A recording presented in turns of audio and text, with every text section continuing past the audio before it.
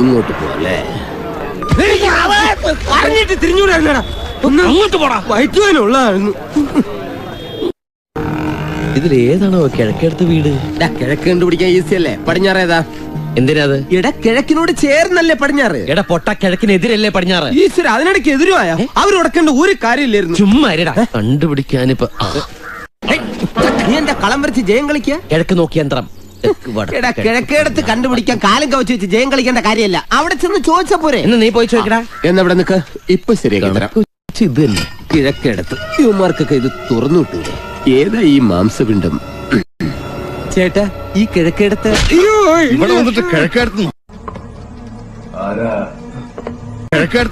എന്താ ഒരു പടക്കം പൊട്ടിയ ശബ്ദം? പടക്കം പൊട്ടിയതല്ല, എന്റെ കാരണം പൊട്ടിയ. ആരാന്നാ ചോദിച്ചേ?